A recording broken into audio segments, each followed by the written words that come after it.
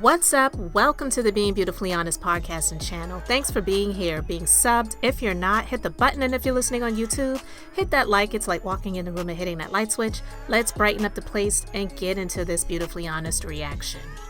All of these big dick deviants is all catching hell in 2024. It's up for all of them. It don't matter if you Diddy or whoever you is. TG Jakes, any of them. All lies will be exposed. That's all.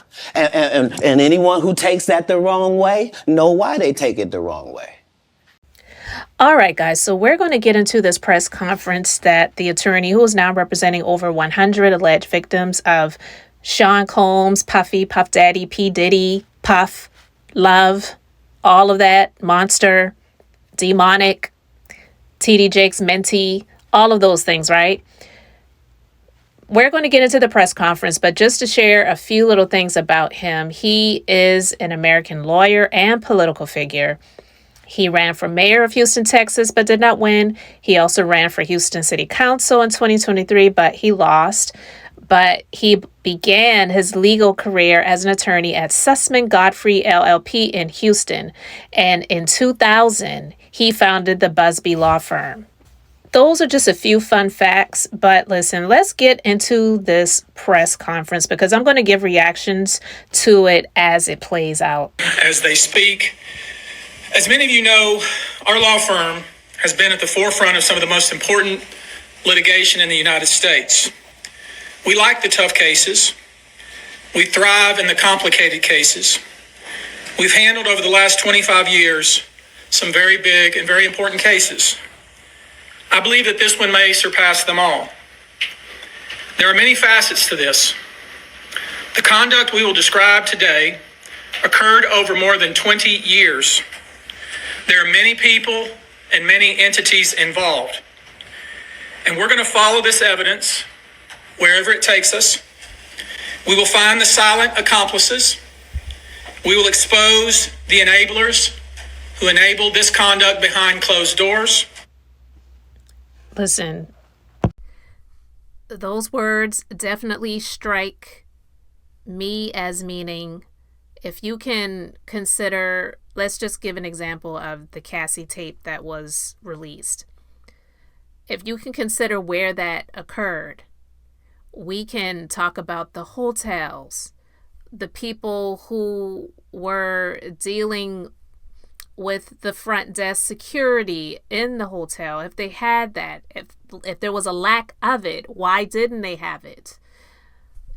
Silent accomplices, so people on his team, support staff, other people that were probably involved, allegedly, in doing the things to these victims that may be high profile that have not been named so far. We will pursue this matter no matter who the evidence implicates. These brave victims who have stepped forward deserve nothing less. The biggest secret in the entertainment industry that really wasn't a secret at all has finally been revealed to the world. The wall of silence has now been broken, and victims are coming forward.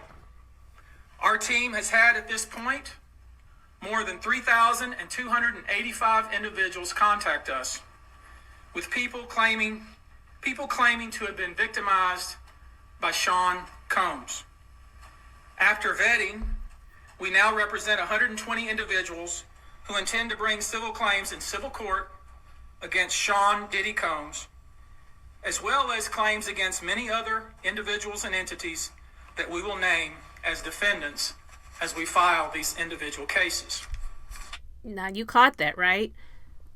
So far, 120 victims that they have vetted. So this isn't a come one, come all situation, because I know that there are some people who feel that he is being targeted, which I feel is bullcrap.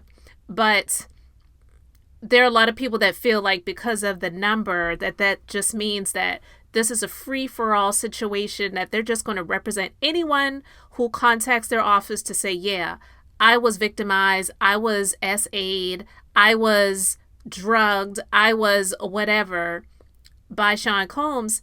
It doesn't work that way.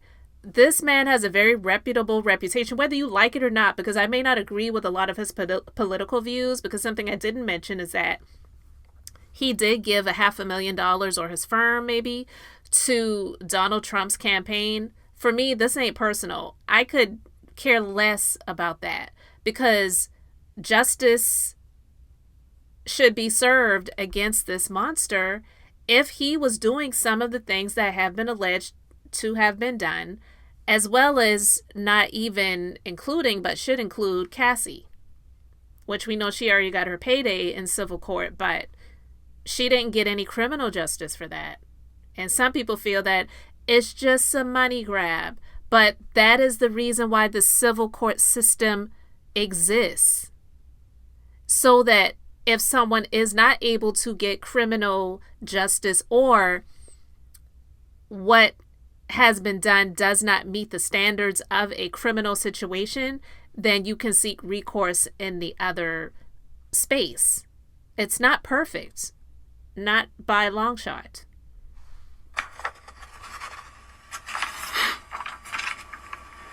And you should know, to the extent the clients feel comfortable, we also intend to make these individuals available to the authorities, specifically to the FBI. And you should also know a few of them have already been spoken to by the FBI. Now, before we discuss the nature of the claims and claimants themselves, let me comment on the large volume of calls we have received since our first announcement.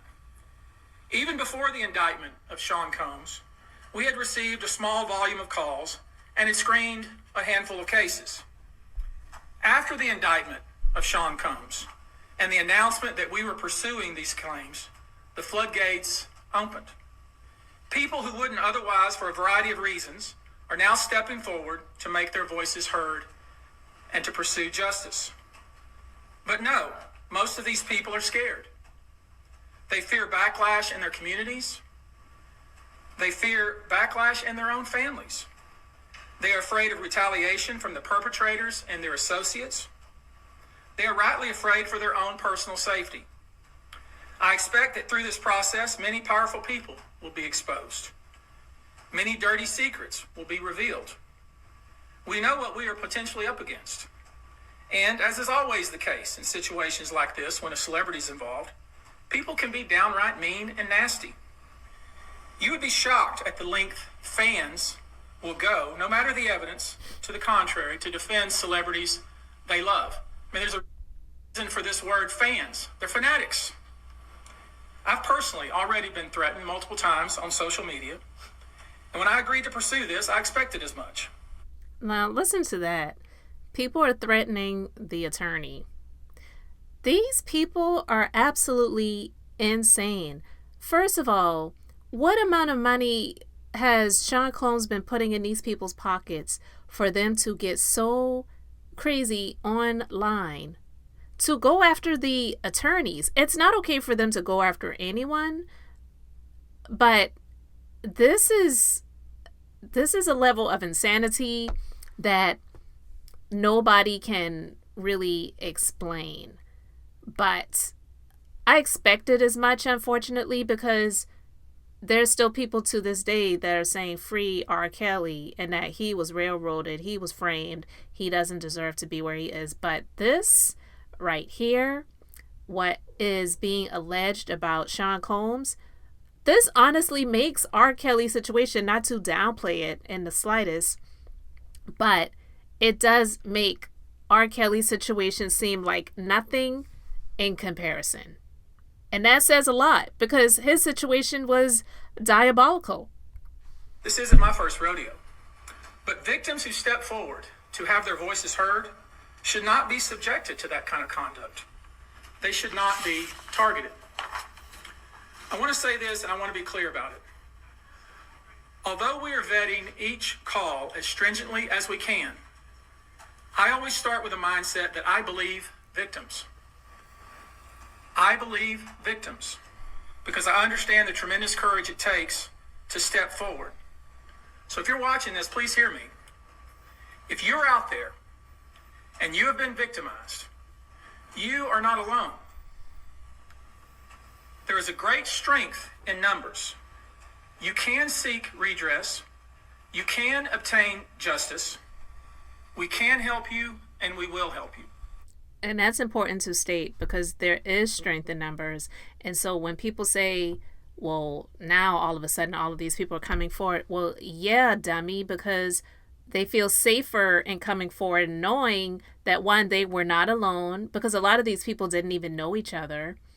And two, knowing that the perpetrator is locked up right now. So that fear of retaliation and retribution, it's there. It hasn't disappeared, but it's not as strong as it was knowing that he is locked up without bail and that there are so many other victims. And trust and believe, they're not just signing people up to say, you got a case, you got a case, you got a case, everybody got a case, like Oprah giving out cars on her show, but they're vetting these people, and a lot of them have the same stories, and they didn't even know each other. That being said, as stated, we are vetting every call that we receive. We have had to turn away some. For each, we ask for corroboration. For each, we ask for the identity of witnesses. We also have collected pictures, videos, texts. We check venues, we check dates. We want to corroborate that the claims being made have legitimacy and merit. So people can't say they're just jumping on the bandwagon or this law firm is just going after him trying to take a good black man down. They're making sure that the people that they're representing, they actually do have claims that they could represent them for. And not similar to a car accident case, but when you see those types of cases, no fee unless you win, but they're also not just taking on anybody as clients. Just because you were in a car accident doesn't mean that you automatically have a case. And even if you were in a car accident where you were not at fault, if you don't have injuries to claim, there's really nothing that they can do for you. We have on staff now a former detective from the Major Offenders Unit of Houston Police Department who is helping us vet each claim. We're using our common sense. We're being stringent because, as I said, these are not easy cases. They're very tough. The process is hard, and in some cases, the process is very lengthy. These cases are hard to prove. Many times it's the victim's word against the alleged perpetrator. Each of these victims will no doubt be publicly attacked by the alleged perpetrators, and in some cases, the general public. The feckless and cowardly keyboard warriors love to attack. Keyboard warriors, wow. And that's true. And think about it. Like, what in the world do these people think? It's so sad that we live in a world where people feel like, yeah, there are liars that do exist, no doubt about that. But people actually believe that the majority of people that would claim something like this happened to them are liars, or, well, you know, even though the justice system is supposed to be innocent until proven guilty, it doesn't mean that you should treat the victim as if they are guilty until proven not guilty. You see what I'm saying? It's messed up. We know what we're up against. We did not enter this fray blindly. I wish it was my last such fray. I wish this type of behavior wasn't so pervasive. But it is what it is, so we will press on. As I said, our law firms have been retained by 120 individuals at this point to pursue cases in civil court against Sean Diddy Combs. You should know, in this group, it is evenly divided between males and females. Wow. Evenly divided between males and females. Whew. Let that marinate. 60 males and 60 females who have joined us to pursue these claims as plaintiffs. In this group, 62% identify as African American, 30% are white, and the remainder Hispanic or Asian. The victims are from more than 25 states. The majority are from California, New York, Georgia, and Florida. You know, and I'm not trying to make light of this situation because there's nothing light about it. It's extremely dark. But when you think back to a lot of his songs, my God, like what, as this attorney is doing his press conference and he's talking about the different areas, more than 25 states, even though the United States is one country, but, you know, I think of the song that he had, Been Around the World. That's crazy. I don't want to focus on the ages of these victims. When we talk about the ages of the victims when the conduct occurred, it's shocking. Our youngest victim at the time of the occurrence was 9 years old. We have an individual who was 14 years old. We have one who was 15. 25 of the 120 individuals who are plaintiffs in these cases were minors at the time of the acts complained of. He is done. Do you hear me? 9 years old, 14 years. This is just heartbreaking. It is disgusting. And I don't want to hear anyone say, well, where were the parents? Yeah, you could ask that question, but that doesn't take away what he did. Like, are you kidding me? The fact that this monster would do something like that to anyone's children, and he had his own and had more after that.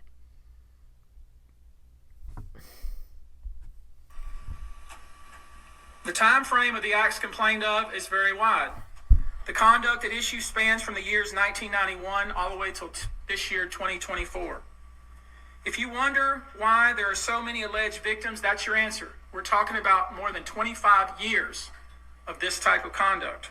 25 years. And even after settling Cassie's lawsuit, after having a child, having another baby, he was still up to no good. Now, although most of the victims who have stepped forward were victimized after 2015, this has been going on for a very long time. Now, when you think about the fact that some of this conduct occurred 25 years ago, and you wonder why would it take somebody so long to step forward, I want to remind you that many states in the United States have recognized that it's very difficult for a victim to step forward and to make these types of allegations when something very terrible has happened to them. I'll use New York, the state of New York, as an example. The state of New York has specific statutes in place that revive claims that are even claims that would typically be not able to be brought, that it revives such claims and they can be brought even 25 to 30 years later. Because there's a recognition there in New York and California and other states that it's very difficult for a victim to come forward. And I would respectfully suggest the only reason many of these people are coming forward because they see other victims coming forward. And it gives them some comfort that, hey, I won't be the only one. And I expect more victims will come forward. You know, there's an old saying that says, a lie has great speed, but truth has endurance. That is the truth. And you know, some people have that saying in different ways, because I know my grandma, she used to say, the lie will take the elevator and the truth will take the stairs. The truth is slower, but it will eventually get there. So that is the truth and nothing but the truth.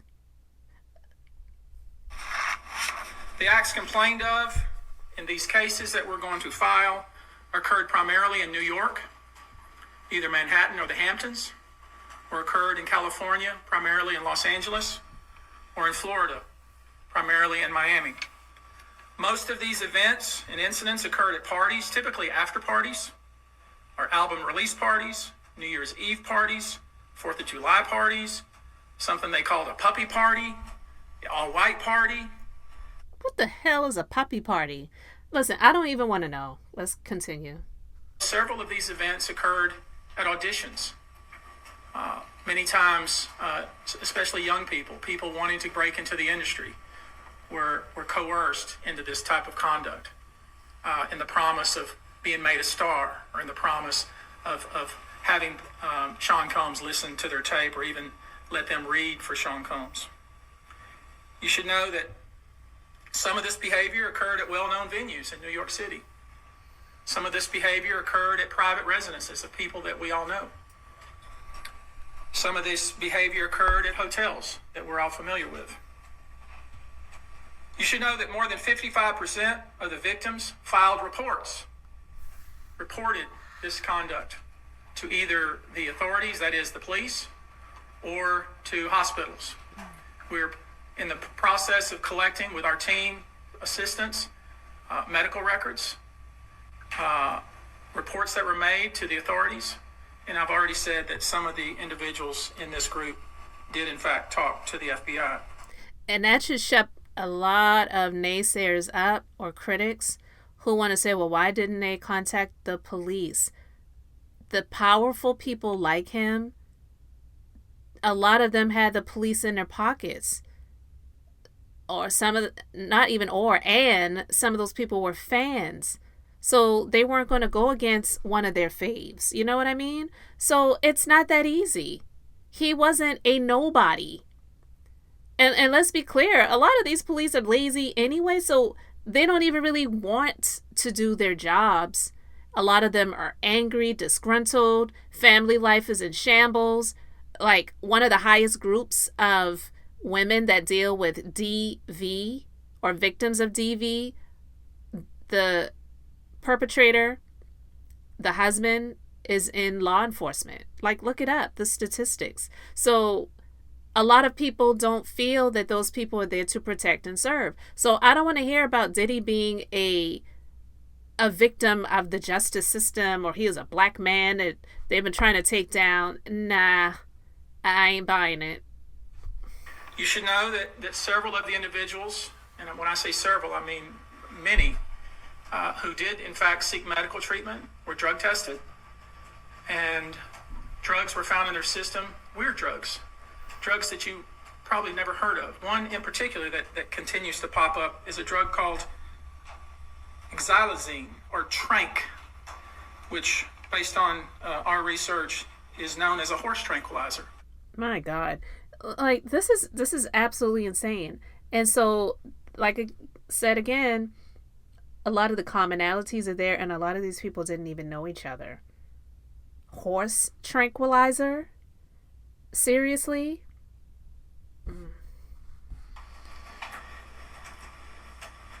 Now, there's been a lot of reports that we're filing a class action. This is not a class action. Class action is when one or two people file a case on behalf of a group of people. That's not this. These cases will be individual cases. Each case will live and die on its own merit. These cases will be filed individually, one plaintiff against whoever the defendants were involved in the case.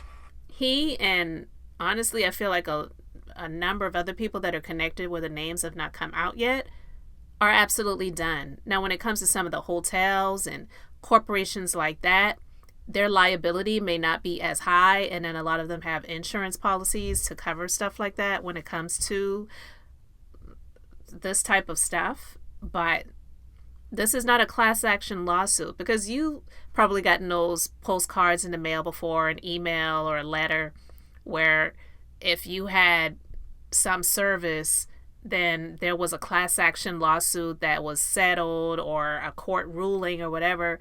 And so you have to file so that you can receive your $2.50 check before the deadline.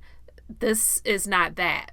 You know, like, each individual person has their own individual case.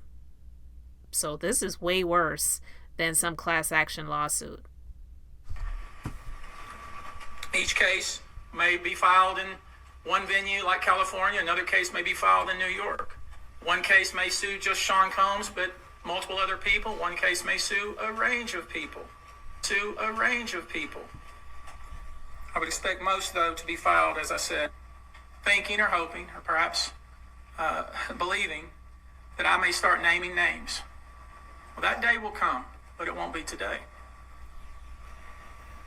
The day will come when we will name names other than Sean Combs, and there's a lot of names. It's a long list already. And of course, I already know who some of these individuals are, but because of the nature of this case, we're going to make damn sure that we're right before we do that. But the names that we're going to name, assuming that our investigators confirm and corroborate what we've been told, are names that will shock you. These are individual cases. There are indeed other perpetrators involved. They will be revealed when that particular individual case is ready to be filed. They already know who they are. And I'm talking here about not just the cowardly but complicit bystanders. That is, those people that we know watched this behavior occur and did nothing. And I'm talking about the people that participated, encouraged it, egged it on. They know who they are. Listen, I'm so ready to hear those names because, listen, like, I ain't no fanatic or fan or idol worshiper of any of these people. But if it's anybody that in some way, somehow is being exalted or put up on some pedestal, let's hurry up and get to so we can get those names out there so people can know and people can make their own decisions on what they choose to believe or not, because it's still in the court of public opinion and people are going to believe what they want. But I want to know. These are individual cases. There are indeed other perpetrators involved. They will be revealed when that particular individual case is ready to be filed. They already know who they are. And I'm talking here about not just the cowardly but complicit bystanders. That is, those people that we know watched this behavior occur and did nothing. And I'm talking about the people that participated, encouraged it, egged it on. They know who they are. I call them the facilitators of foul play, willing participants in vile conduct. As we identify them, each will be part of this case as defendants. These defendants will not only include individuals, but would also include corporate entities who ultimately profited off of this culture and behavior. I'm looking at banks, pharmaceutical companies, hotels. We know that many of these individuals were paid cash. We know that many of these individuals involved, whether they were the ones being assaulted and abused or they're witnessing other people being assaulted and abused and then paid and threatened and told to leave. Typically paid 10 grand in cash and told to leave. And then threatened as they were leaving. So in addition to Sean Combs, you should know the defendants in these cases we're going to file will include anyone, of course, who engaged in the assault or exploitation, anyone who participated in such in any way, anyone who encouraged or facilitated this conduct, anyone who was in the room and watched it happen but made no effort to stop it, any venue or venue owner who was aware of what was going on but failed to stop it, any individual or entity who knew about the conduct and benefited from it but did nothing to report it or stop it, and any individual or entity who covered it up or helped cover it up. These people who know who they are should just come forward now. I would imagine, as we speak here, there are a myriad of people who are very nervous. You can't hide skeletons in the closet forever. I would expect there are many people out there right now who are desperately searching their memories as they delete their texts and data. Now, although these are, in fact, individual cases, there is a common theme, an MO, if you will. Typically, the victim is lured into a situation where he or she is given a drink. Typically, that drink, reported by these victims, is apparently laced with something. Once that drink takes effect, the perpetrators perform all kinds of sexual acts on the victims, many times passing him or her around as other people watch and enjoy the show, and then leave the victim ashamed, confused, injured, and wondering what happened. When the victim reaches out, he or she is told not to say anything. Sometimes there are threats of physical violence or financial repercussions or bodily harm. The claims we intend to bring will include the following: violent sexual assault or rape, sexual abuse, facilitated sex with a controlled substance, false imprisonment, compelling prostitution, sexual misconduct, dissemination of video recordings, false imprisonment, sexual abuse of minors.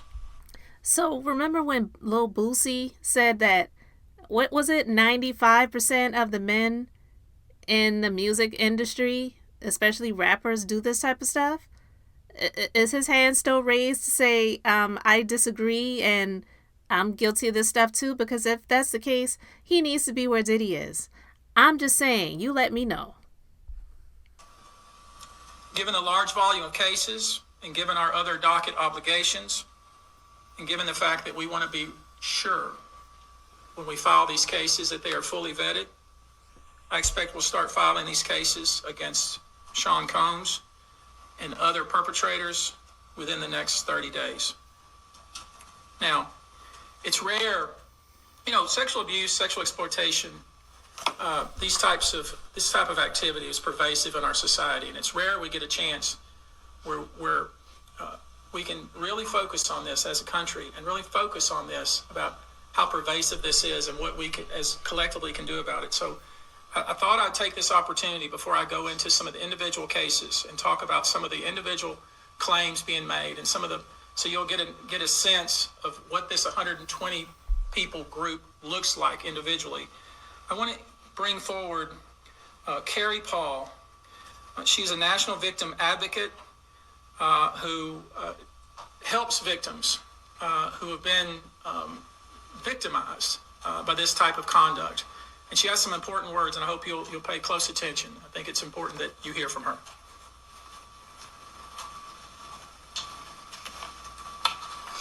Hello, I'm Carrie Paul with the National Victim Advocate. It's not easy for any survivor to come forward. Our culture doesn't believe survivors. It blames and questions them. Instead of showing support, many choose to enable abusers. The media runs stories asking why it took so long for survivors to come forward instead of asking what barriers exist. We also don't equip law enforcement with the ability to handle sexual assault crimes. Lack of funding translates to lack of training. We have officers in the field that don't know what to say to a rape victim, and also an alarming amount of backlogged, untested rape kits.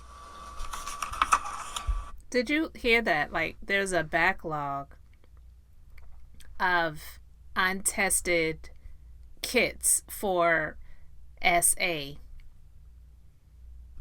So it's either they don't have enough bandwidth and manpower, or these people are just complicit and they're not taking these situations seriously because they are like the many people in the public who's questioning these victims to say, well, why were you there? What did you have on?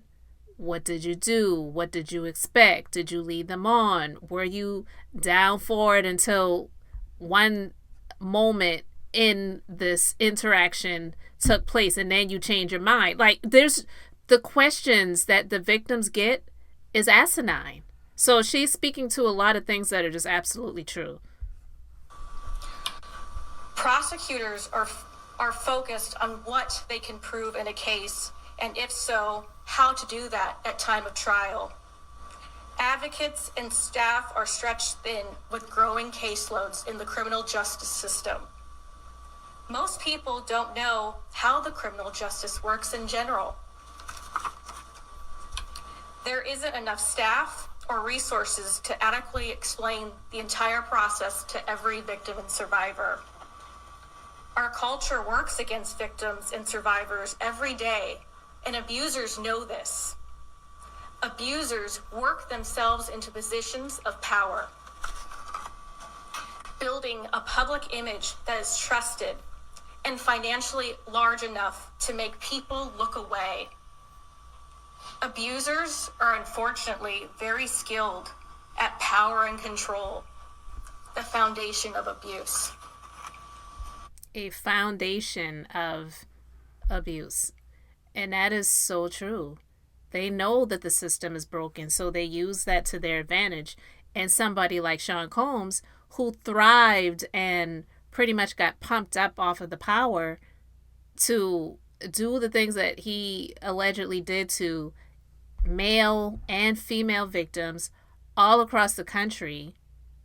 Who knows what he did in other countries? And unfortunately, in some other countries, it's okay to deal with children. You know what I mean? So she's speaking to a lot of things that are just so true about this broken system. They seek victims who are vulnerable, such as children, their employees, and their intimate partners, all who see a different version than the public does, all who rely on the abuser in some way.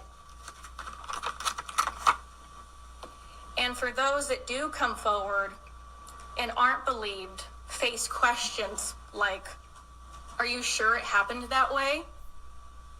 Were you drinking? What were you wearing? All of this creates an environment that enables abusers to continue abusing them and future victims. I want you now to hear from my co-counsel, Andrew Van Arsdale. We've created a sexual abuse hotline, and I want him to visit with us just a few moments about how that works and the kind of volume of calls we've received. Thank you, Tony. Like Tony said, my name is Andrew Van Arsdale. I'm the managing partner of ABA Law Group. We have offices in California, Montana, and North Carolina. To build off of what you just so well said, it's very hard to come forward. And given what we've experienced the past 10 days is really unprecedented in my career, at least. We represent thousands of survivors of abuse. And never, ever in a 10-day period have we seen over 3,000 people come forward where we've confirmed and decided to investigate and represent 120 people while we're continuing to work through another 100 plus cases. Think about that. Thousands of people. They said over 3,000 people reached out. Granted, like I said, there may have been some of those people where it's like you have a city bus crash and you have, 50 people on the bus, and then you may have 3 people who jump on the bus after the bus has crashed, claiming that they hurt their neck and their back when they weren't even on the bus. So we know that there are going to always be a few people that are going to claim something happened to them when they were never even in the vicinity. But I'm not going to sit here and say that those people are lying. I believe that the vast majority of those people that reached out to this law firm were actually victims. To prove them up, to validate what had happened here, and to hold those that are responsible accountable. And so like Tony said, we've set this up. It's 1-800-200-7474.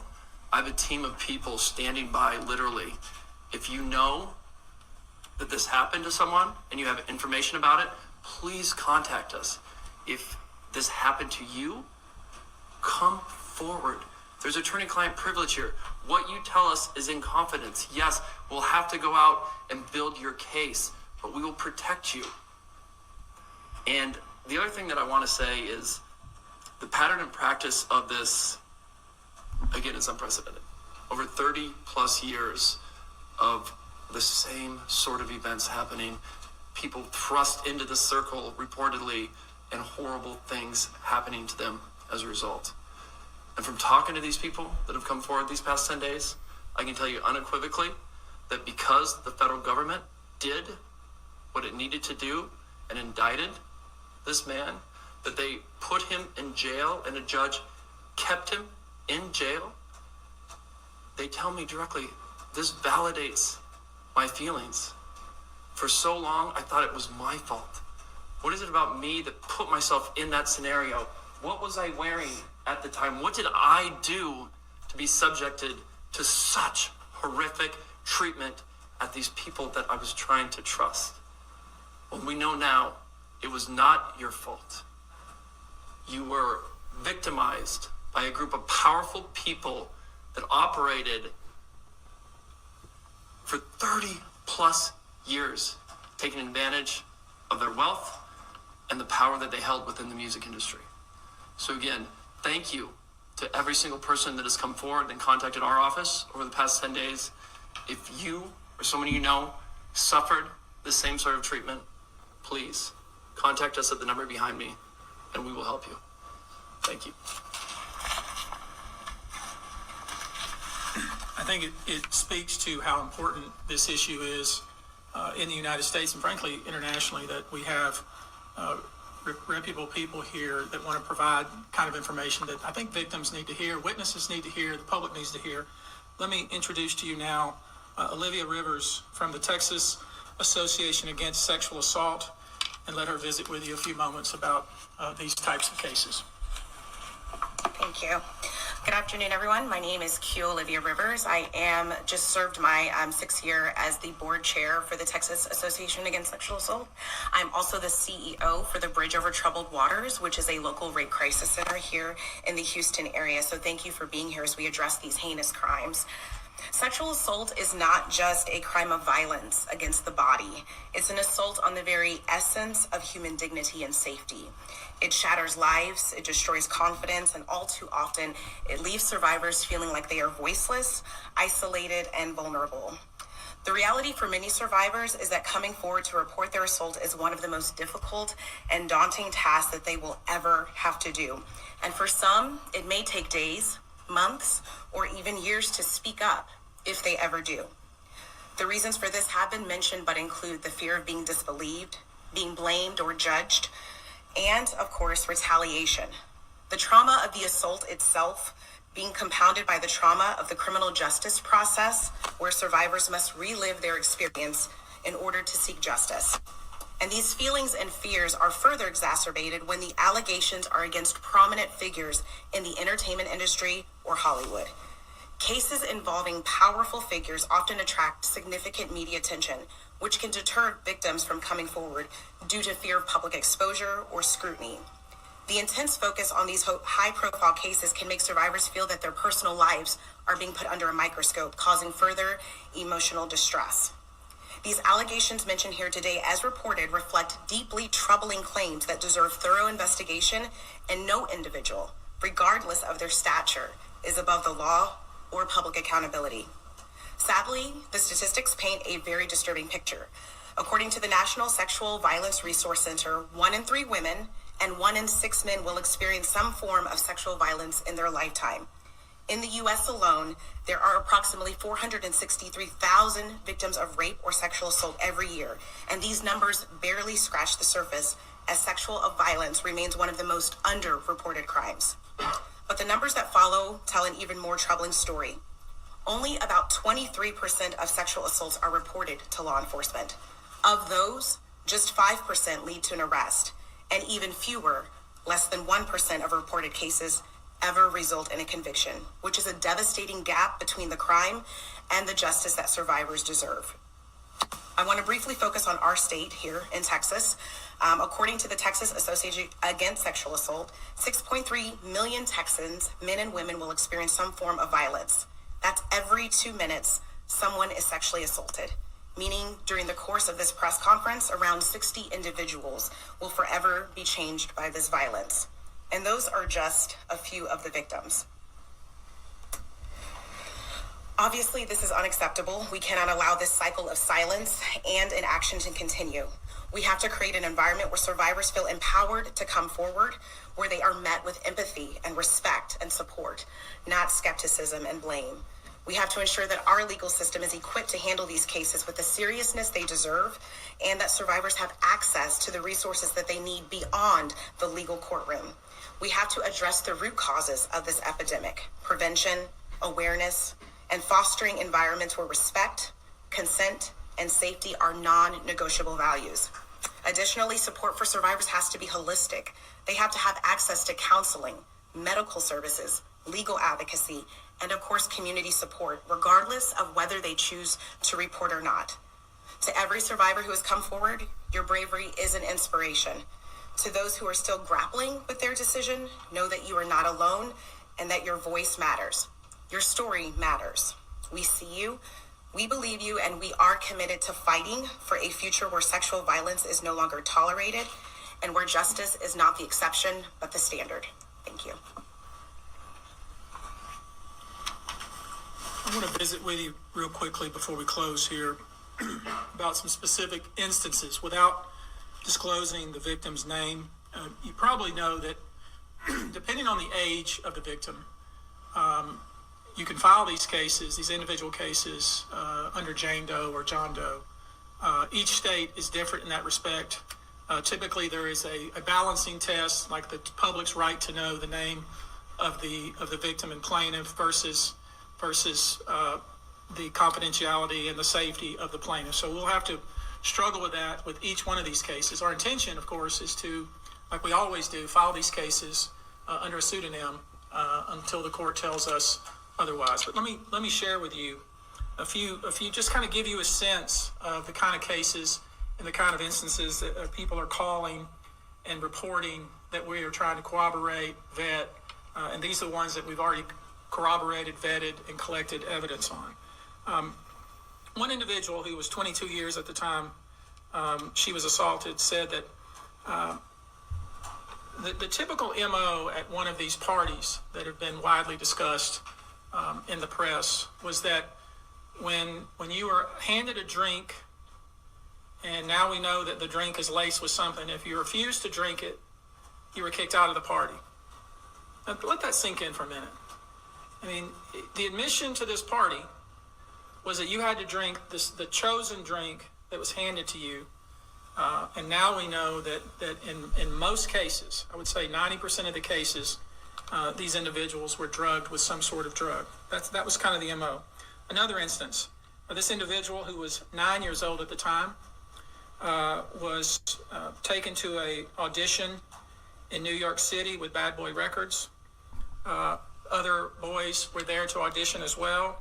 All of them were trying to land a record deal. All of them were minors. This individual was sexually abused, allegedly by Sean Combs and several other people at the studio in the promise to both his parents and to him himself of getting a record deal.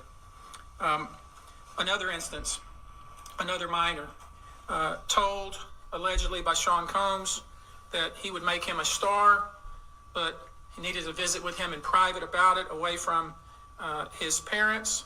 Once they were in a private area, allegedly Mr. Combs made the victim perform oral sex upon him. Oh my God. I am so sick right now to my stomach. Can you imagine? Oh my God. I don't care if he was 29 years old, but 9 years old? Jesus.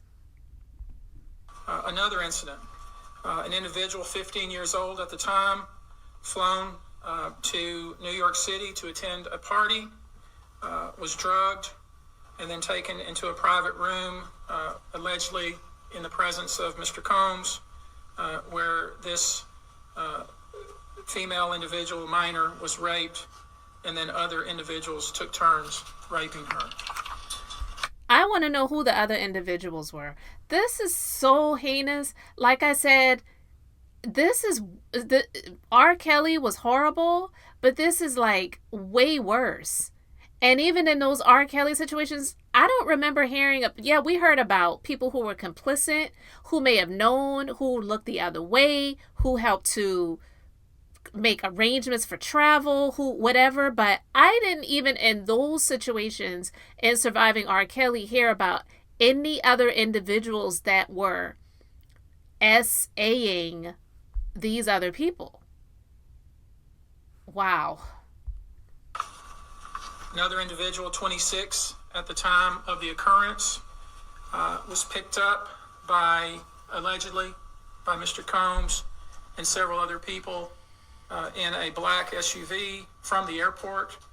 was given one drink in the SUV and then literally woke up the next day not knowing what had happened, but with pain and damage to both her vagina and her anus. Oh, Jesus. Oh, this is so heavy. I believe it. I don't believe that any of these people are lying. And like I said, and he said, they have vetted over 100 of the thousands of those who have reached out. That's not to say that out of those thousands, only 100 were credible. But like he was saying, as an attorney, as a law firm, there are things that they can't just go by hearsay, unfortunately, and maybe fortunately. But I'm just saying, they can't just go by someone's word for it in situations like that, especially because of all of the years that may have transpired. Do you have any receipts, evidence, documentation, witnesses that can corroborate your story? So that doesn't mean that out of those other thousands that those people were lying. It just may mean that we chose not to represent you based on A, B, C, and X, Y, and Z. And, we wish you luck moving forward. They may be able to find somebody else that can help or maybe willing to represent them, but they have a higher standard in terms of their representation. So I believe these stories. Where she was dead, she then went to the hospital. She was missing her underwear and her shoes. Another instance, an individual, this time not a minor, was attended a group dinner, allegedly with Sean Combs in Miami. She wasn't drinking because she was pregnant, but whatever she drank at the table, apparently, at least according to her, was laced with something. She blacked out, and she woke up in the same bed, again, allegedly, with Mr. Combs in his mansion in Miami. Her vagina and her anus were torn and sore. And I could go on. I mean, literally, you're sensing a theme here. It's the same theme, and it all involves some sort of drug. One instance, an individual who was 20 years old at the time was asked to attend, just saw her on the street, asked to attend a party in a hotel. She was flattered, went to the party, was given one drink and doesn't remember anything else. Ultimately, was so messed up, went to the hospital where they found cocaine and this horse tranquilizer in her blood system. That's not common. I don't care. People can try to make excuses or try to... You can't explain that one away. You can't. I want to give you a quote from a very young man who told us over the phone about his experience and all the things that happened to him. He says allegedly at the hands of Sean Diddy Combs and his friends in the effort to try to sign a record deal. This was kind of what he was told he would have to do. His quote is, "Had he not been in power, I feel like I could have been something great. I quit the industry because of what Sean Combs did to me." And that's really what it comes down to. We are pursuing this, asking you to support this effort, to encourage witnesses and victims to come forward and bring your evidence so we can continue to break down this wall of silence and we can continue to have these stories heard. This is the beginning of what I hope to be a national dialogue. This type of sexual assault, sexual abuse, and sexual exploitation should never happen in the United States or anywhere else. This should have never been allowed to go on for so long. This conduct has created a mass of individuals who are injured, scared, and scarred. If you are one of those individuals, we ask you to reach out. If not to us, to someone you trust. If you are someone who witnessed any of these events, we ask you to reach out. Your name can remain confidential. So that was a whole lot. That was extremely intense. And I believe the victims. I am not on the jury. I am not the judge. But I can say I believe the victims. That's my right to say that I believe the victims. The court of public opinion is always going to be there, whether people like it or not. And I am, in my opinion, in this public court saying that I believe the victims. And so, with all of that being said, this isn't about who's representing them. This isn't about the ethnicity of the person. All of this stuff about he's a black man and he wanted to sue the liquor company. And then when that happened and all of this stuff started coming out, don't you know that God has his divine timing for everything? And the fact that he would do what he did, even if it was just to Cassie, even if Cassie is not someone that is a full-blooded African-American woman or whatever people, try to come up and say about her, the fact that he has done just that and had female daughters, that is the definition of a demonic monster.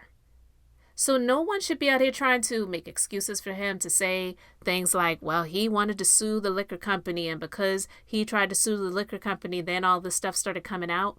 Him being a black man that wanted to have his equal footing and wanted to have respect and wanted to whatever, it didn't give you the right to victimize anyone else. So people can't try to take that away, because him being a black man, just alone the things that he's done in business with his former artists that were on his label, so many of them have not had good endings. Too many of them have not had good endings. So you being a black man, you should want to do right by people. People often talk about reparations, but the fact that there's like three or so people labeled as black billionaires, then maybe that should mean, not saying that it should be a socialist society, but maybe that should mean that they should be doing their part to create more opportunities for people versus creating more crap to sell to the general public so that they can continue to make more money. So I believe the victims. And he was on a power trip. He was on a whole lot of drugs, it sounds like, and liquor, which ironically is like one of the leading things that these black celebrities are selling to the general public. Ciroc, De Leon, Sir Davis, Ace of Spades, or whatever that bullcrap is that Jay-Z was selling, that champagne. I'm just saying, I am believing the victims, but yeah, we know that a sexual offender is running for president right now. This isn't about him, but I don't like that either. I don't like that at all either. So don't try to compare or say, well, if he was white. No. Even with what Donald Trump has been accused of and found guilty of, liable for, I don't think that any of these things even compare. Yeah, he still should be held liable for the things that he did, but it really sounds like the things that Donald Trump said that you can do as a star, Sean Combs was doing that on so many other levels. So you let me know your thoughts in the comments to the press conference and the other things that's going to be revealed, because it sounds like some other people are going to be coming down too. Thanks for being here, liking, and subscribing. I'm Beth, just being beautifully honest. So until next time, I wanted to keep it brief, beautiful, and now I'm going to say bye.